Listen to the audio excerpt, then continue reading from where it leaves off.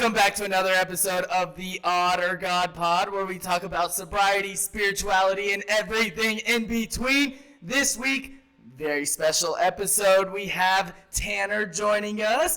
She is super great, and guess what? She just celebrated 1 year of sobriety, and she decided she wanted to come on the podcast and share her experience with us, and we are super grateful for that. So, why don't you introduce yourself? Thank you for that welcome. My name is Tanner. I am a drug addict and an alcoholic. I did, in fact, just get my 1 year on October 10th. So, what's today? 10 days ago. It's not my first time getting 1 year, but this time feels completely different, which is kind of wild. I actually forgot about it as it was coming up. Like, people had to remind me that it was coming up because I'm just, out here living my life, doing what I do. I'm like, oh, shoot. The last time I got it, I was like counting down the days, like keeping track. I gotta get to the 1 year, and it's like, this is just my life today, it's pretty cool. That's funny that you mentioned that, because I remember that it's just like, when you're new in sobriety, like that 1 year mark is like some sort of like arbitrary marker, where it's just like, if I can get to 1 year, I'll get there, I'll be good, I'll be cured, everything's gonna be fine. And then you get to that 1 year mark, you're like, I feel no different. Yes, it's just another day, and it was just another day, but it's still super cool to like recognize and realize that I made it.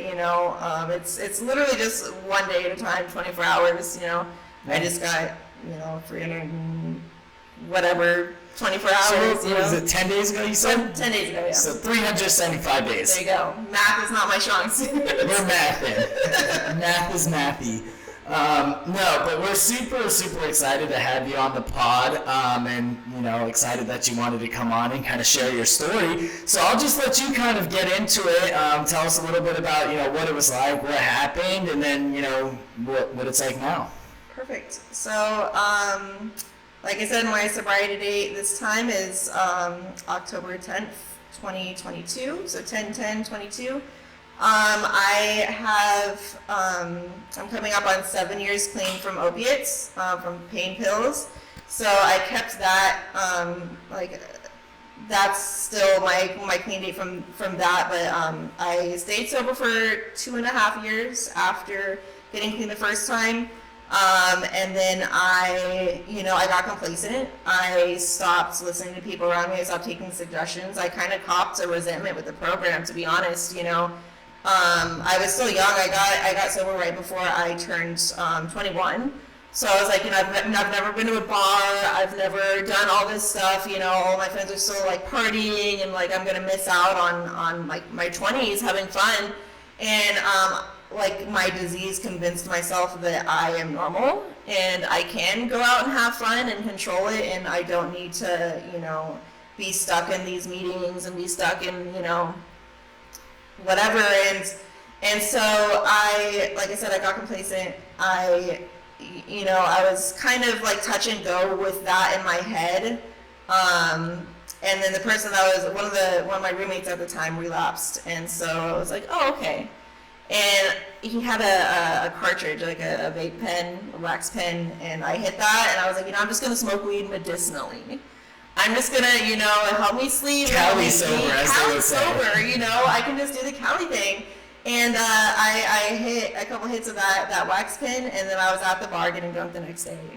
You know what I mean? And it was off from there, and I was still kind of like sunk into because I enjoyed meetings, I enjoyed the socialization, and so I tried to go to meetings, a little bit after that, but it just, there's that voice in the back of your head that's like, you're still drinking, you're still doing this stuff, like, you're kind of torn, I had the word of AA in me, and I couldn't let that go, and so I lived like that for 3.5 years, drinking and smoking and doing a little bit of party drugs here and there, and so I crawled my way back in after I lived miserably. And turns out I'm not normal. Turns out I can't just do Cali sober. So here I am again. But so to back it up, my alcoholism was in my family, right? My mom is an alcoholic who is now sober. My grandfather was an alcoholic. He died in his 90s with like 3 years sober. So it was kind of like what I grew up with a little bit. I didn't necessarily feel like I fit in anywhere. Like growing up in elementary school, I felt kind of out of place just with myself and with my peers. I had a lot of chaos and turmoil going on at my household. So that kind of, took a toll on me within like my high school days. Because my mom was drinking and all this stuff. My parents got divorced when I was 18. So I grew up with like a happy childhood up until the age of like 10, and I didn't party in high school. I was too afraid to sneak out and go do this and that, and my parents didn't let me go to raves even though I really wanted to, because they're like, no, there's drugs at raves, you're not going to be around that. And so I had a lot of like mental health issues in high school, and I fell into a crowd that the person I was seeing at the time, his friends would go like in this little shed and they would snort Percocets. Love that. Love it. Smoke cigarettes, snort these in a shed. Pills in a shed. Like his bedroom was literally like a chicken coop in the backyard of his parents' house. It was rad. But so I was going over like hanging out with them and kind of just like watching them do their thing. Like, no, it's not for me. And then, I smoked weed maybe once or twice before that, within like a very long time in between. And one day I was like, I see the feeling that they seem to get after doing this stuff. They're kind of just like peace and calm, and they just fall back. And so I snorted a line of Percocet, and that was my first introduction to feeling okay, right? Feeling that peace, feeling that okay, I finally arrived to I can just be, without having to worry about what was going on at home or what was going on here and there, and getting that feeling that I had to go away for once, and I know now that was, that God-sized hole that I was trying desperately to fill, and it filled it, right? And so I would go back more frequently and be like, hey, let me partake, let me, and I just ran from there, and I tried to get away from those pills. I broke up with the person I was seeing and got in with my, a different crowd of friends who still partied, still ingested substances, but they were the like drink and smoke crowd. And so it was like, okay, I'm not doing the pills, so I'm just gonna get belligerently drunk every chance I can. I eventually went to college, community college, and I was, the type that would like stay up and get just belligerently drunk and throw up and then wake up 2 hours later and go to school. Like take the bong rips, drive to school, do my, school day, at night do it all again. Yeah, and it was wild. I eventually, did that and kind of went back and forth in between these pills and anything else I could get my hands on. Like we were not 21, so it was just like, hey, what can we get from who tonight? Yeah, and we're just gonna run with it. At that stage in your life, it's literally like whatever is available. Right. Like cost doesn't matter. It's like whatever we can afford, that's what's happening. And it was great, and then I don't know, man. I actually, so my story doesn't involve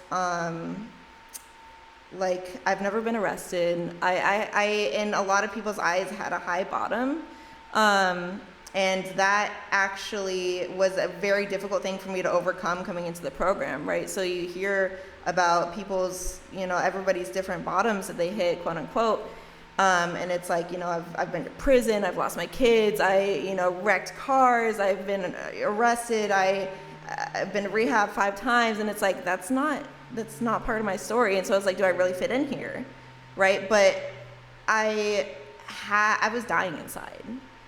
I lost my sense of will to continue my days. I did the bare minimum to make it through day by day, and I hated myself doing it. I didn't like the things I was doing. My morals were out the window, and so even though I had all these things, like I couldn't cope the way that I was living. I didn't know any other way. Because, like I still had all the trauma from my childhood. I still had all these, that God-sized hole that I was trying to fill, and it wasn't working, Luckily, my mom had, gotten into the program of AA. I was going to AA meetings with her. Before I even started using, I knew where to go.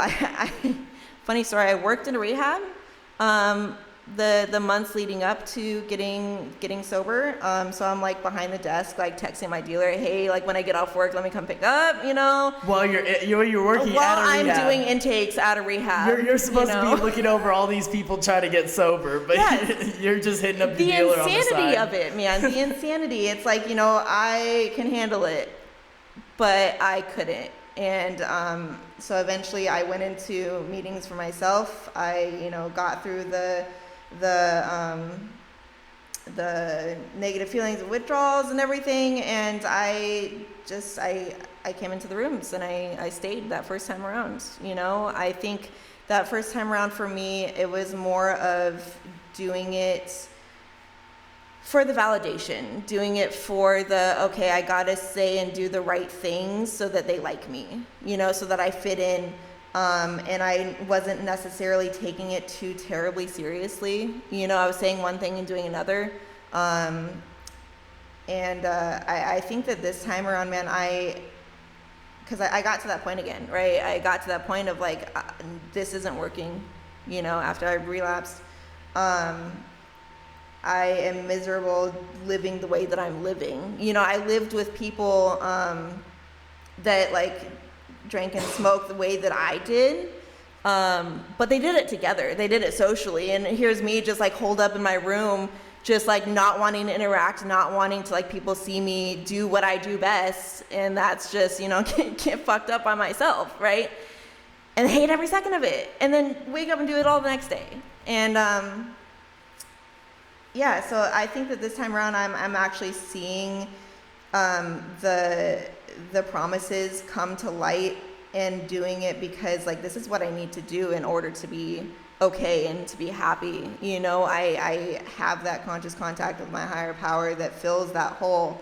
I do the service, I do the helping others. I have sponsees. One just called me like right before this podcast. I'm like, I'm so sorry, I gotta go, but I'll call you later, right afterwards.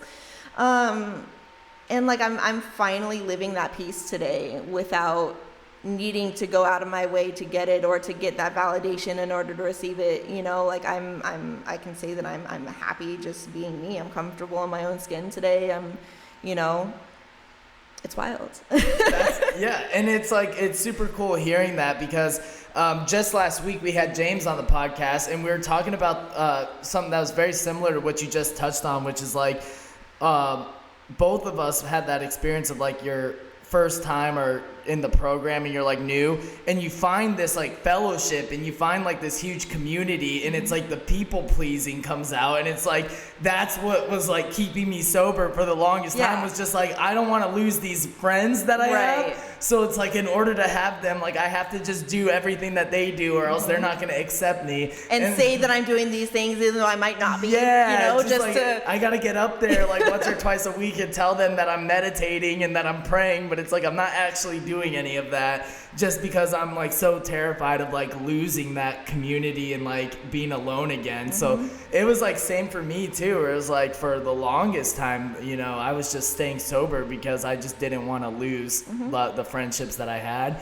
And then the problem with that is that when shit hits the fan, you really have no defense, and like you said, it just took that cartridge laying around and you were like, fuck it. And I think one of the big things for me coming in the first time was I was still very codependent. I was still very much dealing with my mental health that was just running rampant. And so I relied a lot on, jumping from one man to the other, to feel okay still, because I still needed that validation, that feeling of, okay, I'm going to focus on you and force this to work and feel okay doing that when I should have been focusing on myself, right? I didn't know boundaries. I didn't know how to put up boundaries for other people or for myself. Both mentally and physically, and that was going on the sidelines when I was trying to fix myself and trying to better my life and be sober, and like those two things just didn't mesh. They didn't mesh very well. Oh yeah, and I'm glad you brought that up, because I do want to kind of dig deeper into that, because that's something that is always worth talking about. It's like when you're in recovery, everyone always emphasizes help others, be of service, help others. But how easy it is to like just shift your focus into everyone else's problems just to ignore the fact that I have work to do on myself, right? And it's like I am so good at that, where it's like I'll be like, I know I have amends to make and I know I have work that I need to do on myself. But instead of spending time throughout my day, like to be still with God and to like pray and to accomplish these things. I'm going to be there first. Yeah. It's like, no, I'm going to go out of my way to like seek whoever needs help. It's like, I'm there for them whenever they need help. But I'm really just ignoring the fact that it's like, I have things that I need to take care of. 100%. And it's like, that's something that a lot of people struggle with. And it's a coping mechanism. Yeah. Like, for real, it is a coping mechanism to get our focus off of ourselves and onto somebody else. Like there is a huge aspect of the program, like you said, is to be there for others, when they're in need, reach your hand out, help the newcomers, sponsor people. But like you also have to make time for yourself. You also have to be able to put up those boundaries and say, I really don't have time for that right now. That doesn't fit into my, I can't handle it right now. And that's okay to say, that's okay to be like, I don't have the capacity to take that on right now. Yeah. And it's like, and it's so important too, because it's like, I remember like I had 3 or 4 months of sobriety, and like I started feeling pretty good about myself, and all of a sudden I feel like everyone needs to hear my opinion on things. But it's like, it says you can't transmit something you haven't got, right? And it's like, what I, learned through a lot of trial and error is that like you said, if I'm not waking up and making sure that I'm okay, then what real help am I to like everyone else when I'm offering advice or I'm weighing in on situations that like I myself wouldn't take that advice or like apply to my own life. Right. And then you realize when you see it from like a third person, when you see someone else doing it, you're like, hey, wait a second. It's like you're telling this person that, but you're not doing that yourself. But when you're the one doing it, it's like you don't see it. And honestly, like picking up the sponsees that I have now, I've struggled with like people contacting me and then like kind of working with me and then they'll just drop off. But I have one that's been pretty consistent so far. And I'm starting to like tell her, like give these suggestions, right? And like she's in early recovery. I'm like, okay, journal every night, pray, get in the habit of meditating. And I'm like, I don't do that regularly myself. And so it started to like kickstart my like, okay, what can I be doing better? Like, what do I know how to preach, but like I'm not actually doing? And so like I've started to implement those things like slowly but surely, we're not perfect. But I'm like, okay, take a second before bed and breathe. I have a really hard time, like I struggle with meditation, just because I have a really hard time just sitting still. Like I'm probably ADHD, but like haven't discovered that in a clinical basis yet, but I'm like, I need something to keep my mind busy. Like I literally can't just sit still. And it's like, let's start with just mindful breathing. Like before I fall asleep, breathe mindfully. And that's literally like all meditation is like you just sit there and you breathe, so like starting from there and building on that, getting that progress. And, as long as I'm trying, and I'm doing the things that I need to do to be okay today and then the next day, like I can get better, growth is important, and I feel like I've done a lot of growth recently, which is. That's what it's all about. Yeah. Really, and it's just super cool to like hear that from like your perspective, because it's like I've got like the same things that go on where my mental health, if I'm not actively like trying to slow down and Right. like just be aware of like this exact present moment in time that I'm in, I'm all over the place. It's like I'm like past, like future, this, that. Yeah, I'm it's like nowhere but here. you know, and it's like I manage a sober living house and like work for the network of sober living houses, and like, Wade will hit me up and be like, I need you to do this, this, and this, and I'll be like on it, and in my head I think it's locked in there, and then as soon as I get off the phone, it's like gone. I never even had that conversation. It's gone. And it's like, and if I'm not constantly like being like, no, slow down, I have to like literally be like, Eric, like slow down, write this down. Right. Like make sure that you can actually achieve this instead of just telling people that you can do things and then not being able to do them. And it's like, that's something that it's like, drugs and alcohol or not, that's just a mental health thing where it's like, that's what I struggle with. But it's like meditation and like you said, just be here, right here in this present moment in time. Like I don't have to be everywhere all at once. Like I can just be here and like be okay with right now. But it's funny tough. that you mentioned the like having to write down tasks so that you can actually do them, or like getting off the phone and immediately they're just gone. I struggle with that day to day, and I'm sure it drives my boyfriend crazy. Yeah. But so like I work in a methadone and Suboxone clinic right now. I'm a substance abuse counselor, and so I deal with a lot of people that I have to meet on the daily and that need different things from me, done from me. And this happened today, literally. So I get a call from one of my patients. It's like, okay, I'm on my way there. Like, is my phase increase gonna be ready? And I'm like, I completely forgot we had the conversation that I told you I would put in the paperwork to get your phase increased. Like, I'm so sorry.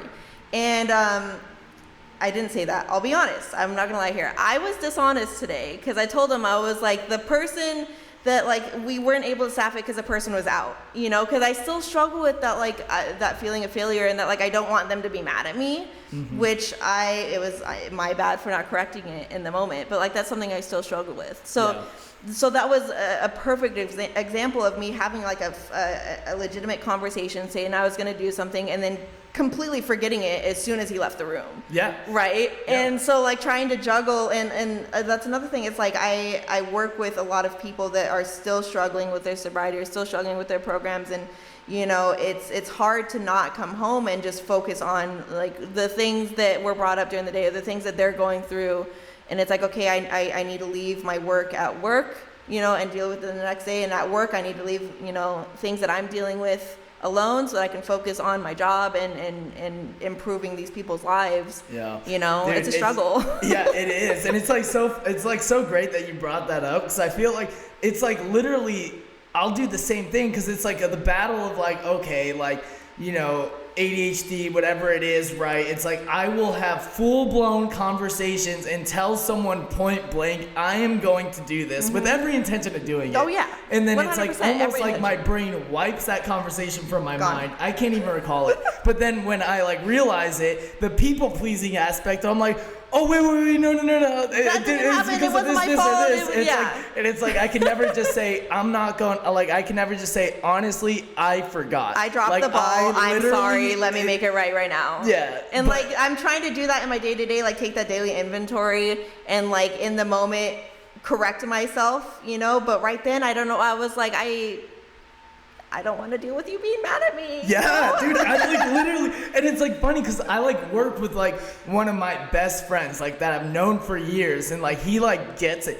And out of anybody who would like understand, it would be him. And I still struggle with being like, I'm just not like, I'm not in a good headspace right now. Like I'm struggling with things. Like, it's just so hard when you're in there because it's like, part of me is like, dude, you like have like a mental like illness, like you struggle with these things and you need to just be open about it so people can work with you. Right. But then other part of me is like, no, they're not going to want to work with you anymore. They're not going to like you. They're going to, and so I'm just like, oh no, like what do I do? It's so weird how that is the immediate thought that we have. It's like, this person's not going to like me anymore because I did one mistake. Yeah. Like that's something that I've struggled with my entire life. It's like, okay, if I don't do the right thing, or if I fall short even a little bit, like they're just not gonna like me anymore. No. Like I struggle with that with my relationship too. It's like, okay, if I don't if I don't do this, like, is he still gonna like me? You know? And it's like, that's not it. People don't just immediately stop liking you because you make a mistake or because you forget something, or, you know. But I feel like as addicts, that's something that we just inherently have, like, in us. It's like the feeling that, like, if we fall short, we're not good enough, and that's just how it's gonna be. Right. You know? Yeah. No, it's that's a good point. And I don't think we've really ever like touched on that on the podcast. So I'm glad that kind of just got brought up naturally, because that's a good point. And I'll probably, when I'm editing this and rewatching it, it'll probably be like, wow. Sometimes I listen to my own podcast and I'm like, that makes sense. We learned something today. Yeah, it's like, okay, that was good. No, and that's awesome. And another thing that I wanted to talk to you about, because, you know, now that you're at that like 1 year mark, you know, and you've gone through your steps again and you're out like working with people, one thing that I've like experienced over the past couple of weeks is like I've been making like a lot of amends like over the past couple of weeks. And like a lot of them are like deeply uncomfortable for me to like piggyback off of like the people pleasing. It's like, it is so hard for me to like go into those situations and like just put myself at like the mercy of somebody and just being like, look, like I was wrong because of this, this, and this. I acknowledge that. And then just being like, what can I do to like make it right? Those conversations are very tough for me, like very difficult. Yeah. And, you know, that's what I've been dealing with over the past couple weeks, is going back and like cleaning up some stuff that's like happened, some recent, some not so recent. Like, what are your thoughts, or you know, what do you weigh in on that? Amends. I have a lot of amends that I still have to make. You know, I hate to admit it, but I did so my sponsor told me like 3 amends and we can move on. It's like, bet. I'm gonna do my family, you know? Like, I'm gonna do the people that like I know are gonna still love me and are gonna still be proud of me. I'm gonna get the easy ones done and I'm just gonna move on, right? So I have this like list of people that I still have to make amends to, and it's like every day I think of like, I need to get this done so I can feel that freedom that everybody talks about getting their amends done.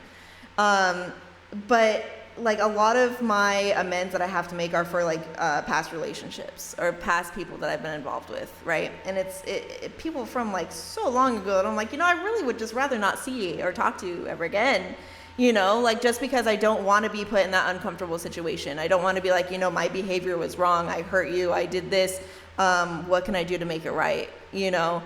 And so I've been putting those amends off for so long. I have one that I have to make for my previous job. It's such a like minute thing, but I worked in the food industry before this job, and so I would frequently like take food home with me at night, and because I didn't want to like go down to the kitchen or like wash silverware, I would just like take a fork with me or like take a spoon with me with my food and just never return them. Right. And so I have this like, you know, 10, 15 pieces of silverware in my drawer that I just stole like flat out from my work. And so I like finally, like the other night I bagged them up. I'm like, I'm going to take this back. I'm going to make amends to my old boss. I'm going to be like, you know, what can I do to make it right? Because that needs to be done. You know, that's another amends that like I keep thinking about, even though like the things that we think are like so trivial or so minute, like we could continue thinking about them and they're still weighing on us. And as soon as we make that right, like we can just let go of it, you know? But a part of me is like, I don't want to go in there and have him be like, oh, you got to pay for these, or I'm mad at you, or no, you can't come back and work at the company for a side job that I'm planning on doing, you know? Yeah. Dude, literally, it's like the same thing. And it's like the fact that you keep thinking about it is like the reason why it's so like, I need to do this. I just need to do it. And it's like, I literally, so that last week I talked about it, and like, I had this, like, I was part of this huge, like, falling out of like my friend group, and it like caused a bunch of drama, and like I just like didn't handle it the best way. And I've been just carrying that with me for months and months. And I literally go to make amends, and like, here's the thing to preface it. People are not inherently bad. Like, most people aren't just like holding these like massive grudges against me, but it's like that's what I make it out to be in my head. So I go in there thinking it's about to be a war zone, and I sit down and like I make amends, and the first words out of this guy's mouth is an amends to me about how he like handled the situation. I love it. And it just turned, and it like instantly, all these like negative thoughts that I thought was gonna, none of that happened. You made it so much bigger in your head than what it actually 100%. was. And I left towards the end of that like laughing, you know, and like being able to just be okay with that situation. And then, you know, he was going on a trip this weekend, and I like texted him this morning because I like knew he was going on this trip. I was just like, hey, I hope you enjoy your trip. And it's like, that's like the power of like just making amends, is like going in there and like now I like the past 2 days I haven't even thought about all of the mistakes I made in that situation. It's been completely nulled. Right? And it's like that's what it's for. Like that's what making amends is for. But it's like when I'm just like being so anxious and like caught up in my own head of like what's going to happen, it affects you day to day. It's like paralysis, and it's like paralysis, and it's like the longer I let it go by, the less and less I feel like I'm physically even able to like do it. It's like I'm like physically incapable, and that's a struggle, man. It really is. It really is, yeah. And I think not even in amends, at least for me, I make normal situations so much bigger in my head. You know, so much bigger, and then I'll walk through it, and like the people will just walk through it normally, and like I'll be freaking out in my head, you know, as I do it, and then I finish it, and it's like, oh, okay, why was I stressing out about this for so like. I was telling you last night, I was stressed out about this podcast. It was keeping me up. I was like, what am I going to say? I'm going to fumble over my words. What I'm going to wear, blah, blah, blah, blah. And like, I'm chilling, you know? Yeah. And you know what the funny thing is like every single person that I've had on the podcast, as soon as we stop filming, like the next day, they'll all either text me or like they'll tell me, be like, oh, I wish we could shoot it again. There were so many things that I wish I said. And I'm like, no, the beauty I'm trying not to is, think about that. Yeah, it's like the beauty is like we just like, it's one take, keep the camera rolling, and like, you know, it's just the authenticity. But it's like, that's the thing, man, where it's just like, I'll like, if I like make a mistake, it's like, oh, now I can never talk to this person again. Never ever. It's like they'll never like me. They'll always think I'm a failure. They're never gonna want to work with me again. And it's like, that's not. I've been shown time and time again, it's not true. But it's like, it's every time it's like. Well, and it's always so like minute, small things that we blow up in our heads, and like they probably don't even think about it ever again. Yeah. But like that one thing that we did that we probably could, you know, we think we could have done better, or we wish have done differently, or shouldn't have done that at all. It's like we replay that over and over again. At least I do, and then you know you bring it up to the other person, they're like, "What? Yeah. What are you talking about?" Dude, and that's like, in a sense, is like a lot of like what alcoholism and drug addiction is, right? It's like, it's the problem centering in our mind, right? And it's like, we feel that life should be a certain way, and when that standard's not met by life, then we, you know, like find all these other ways of trying to like cope with that, right? To like seek out that ease and comfort, and then usually that manifests, at least for me, it manifests in like drinking and whatnot. And it's like, so when I'm sober and I'm still experiencing those things, it's like, what am I going to do now? Right? And it's like, a lot of the time when I'm not praying and I'm not meditating, and a big thing for me is like just talking about it. Like, dude, like, so like, Damon, for example, I'll call him all the time, and I called him yesterday. I'm like, man, I'm an asshole. It's like, I had this like wonderful day, not a cloud in the sky, and then one minute thing on the ride home irritated me, and it's like, that's what I decided to focus on, right? And it's like, that's the alcoholism still present in my life to this day. Right. But it's like, when I'm able to like pick up the phone and just get honest and be like, look, like, I'm an asshole, like, this is what I'm focusing on after all of that, and then have somebody tell me like, yeah, you are an asshole, but it's like, but we all are. Right? And that it's okay. And I'm like, you know what? It is okay. Like, I'm not going to lose sleep over this tonight. Like, I'm just going to focus on not doing that again in the future. But it's like, that's alcoholism. And that's the key, is like being able to reach out and talk about it and get other people's perspectives and not try to justify things, you know, get that outsider's view. Like, and those people don't mind hearing about it, you know, like, I'll overhear you on the phone. Shout out to Damon, I love you. But I'll overhear him like talk on the phone, and he'll just be pacing back and forth, or he'll come in and be talking, and I'm like, who is that? So goes Eric. I'm like, oh, go, like listen, and then he'll be like, yeah, he totally doesn't mind. Like he's glad that he can be there for you, and like I'm sure everybody that we reach out to is like, I'm grateful that I can be there and I can be of service, and like you feel comfortable coming to me about this kind of stuff. Like it strengthens that relationship, you know? And sometimes like when I'm on the receiving end of those calls, it's like most of the time am dealing with something similar. Right. So then when I hear someone calling me talking about, I'm like, oh, okay, well, it's like my situation. It's like, it's like I'm not alone in this. Like oh, okay, I forgot. Everyone's going through life, like They really are, and I think that we kind of forget that sometimes. That like everybody is on their own journey. We have no idea what people are dealing with in their personal lives or within themselves, right? What type of thoughts and feelings and activities and actions and other personal relationships they might be dealing with.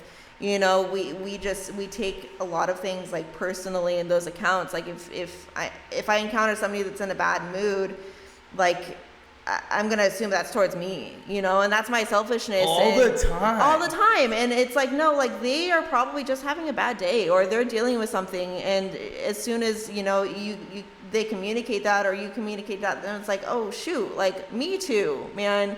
Like you get that different perspective, and it's just like, okay, like everybody's living their own life out here, everybody's dealing with their own things, and we're all just trying to make it. Man, I think that's the biggest thing about the fellowship of recovery and of AA. It's like we are all dealing with things while helping everybody else deal with their things as one. Does that make sense? Yeah.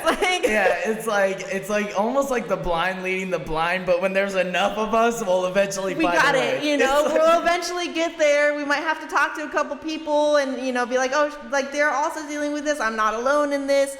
They can have this perspective because they went through it in the past or whatever, and it's like, you don't know who you're gonna help or how you're gonna be helped by other people. Right. Which I love. It's honestly that's the main thing why fellowship is so important in that aspect. It's because it takes a freaking village sometimes to like, get through life when you're an alcoholic and you can't handle life on life's terms. Well, I think we've reached the point in the pod. You guessed it. It wouldn't be the Otter God pod if we didn't ask. God shots? Got any? Question mark? God shots? So I was thinking about this last night, and I have a terrible memory, right? I deal with, like I said, mental health. That's kind of just, my memory is just shot, man. And so other than like the little God shots, like I'll go to a meeting and I'll go to like 3 or 4 meetings consecutively, and they're all about something that I'm dealing with, or it's like I'll show up to a meeting and like I'll see somebody that I haven't seen in forever and be like, oh, like I wasn't even gonna go to this meeting, and like, I'm glad I came. And so little God shots like that. Can't tell specifics, don't remember.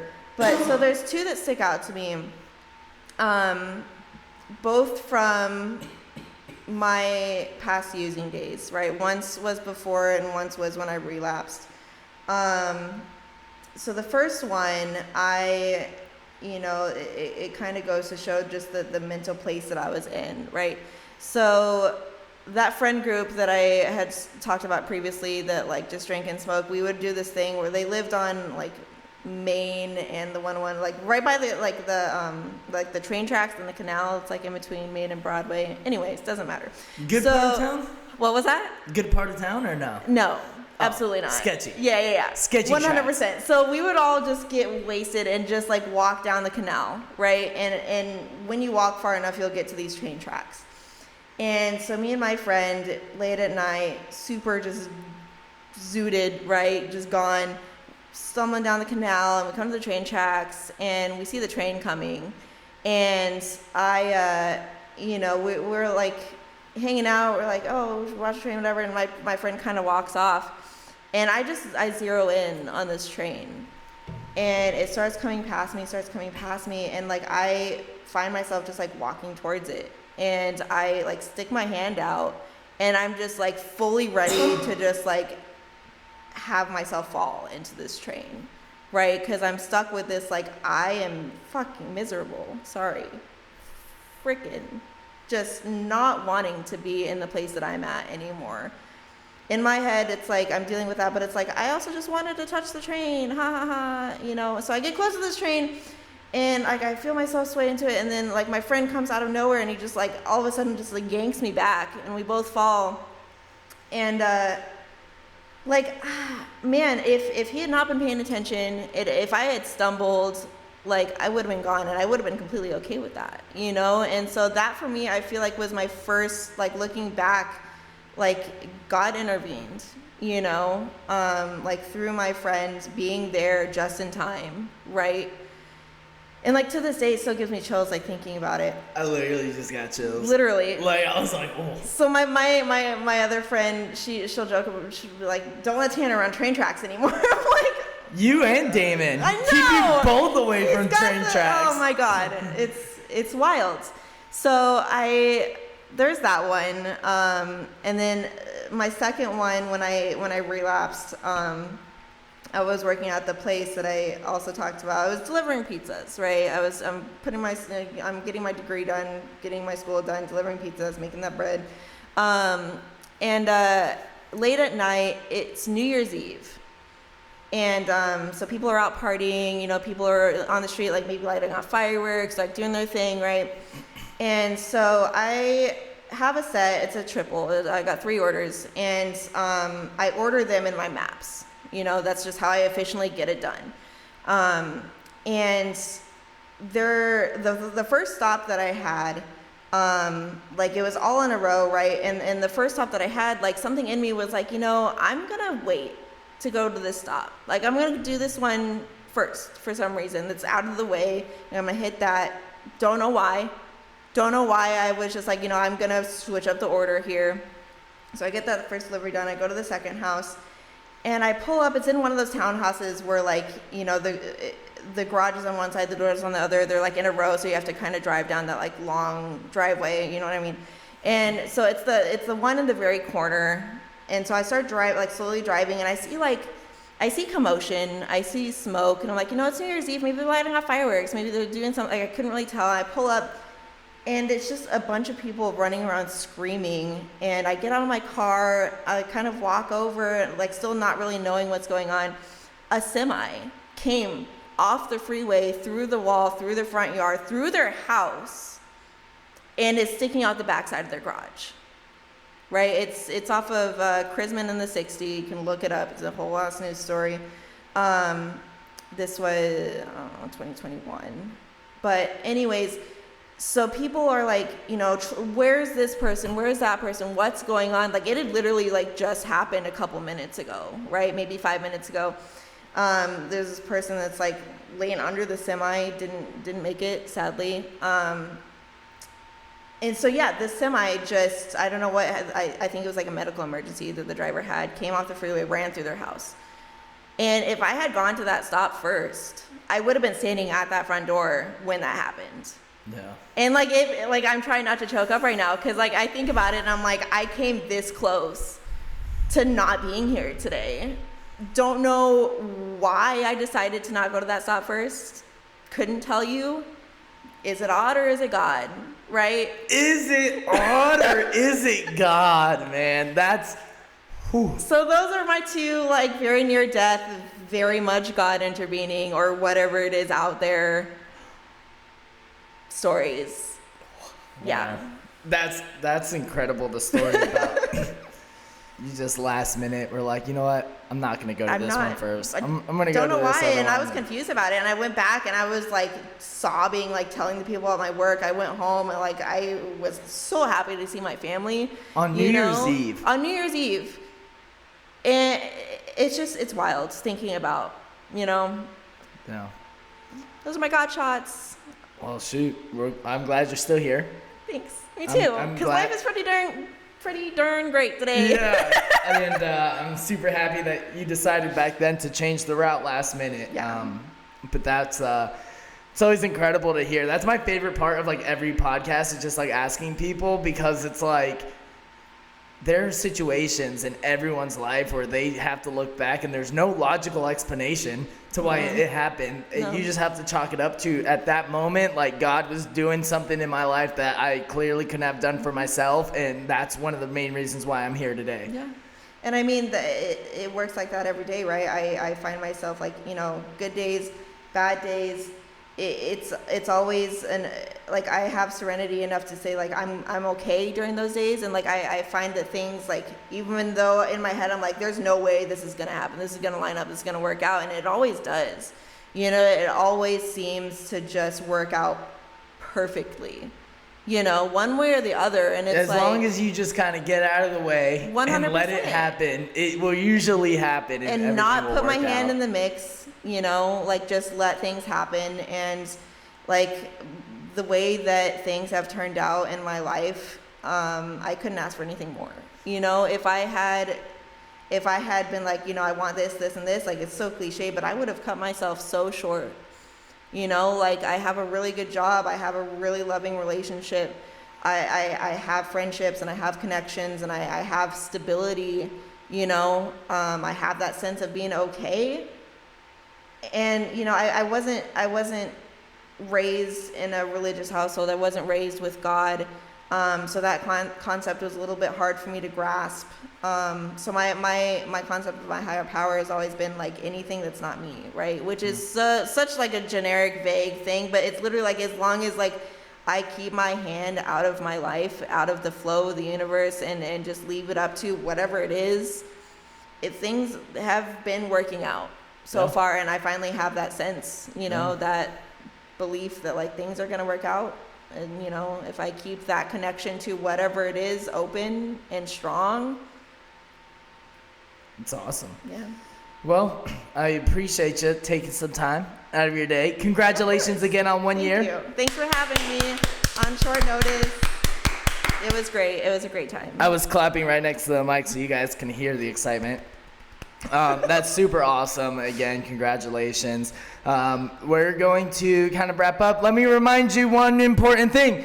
We're brought to you by Plugged In Recovery. If you or somebody you love are looking for sober living, male or female, in the Chandler Mesa area, give Wade a call, 612-505-5494 or www.azsober.com. You can take a look at pictures of all the houses. They're super nice. We just added another one. We have more to come. So definitely recommend checking us out. Also, you also know, tonight, big game, the Diamondbacks, NLCS, Game 4. You know what time it is. Your boy will be there. Go D-backs. Thank you, Tanner, so much. Congratulations. Thank you. We'll see you guys next week. Bye.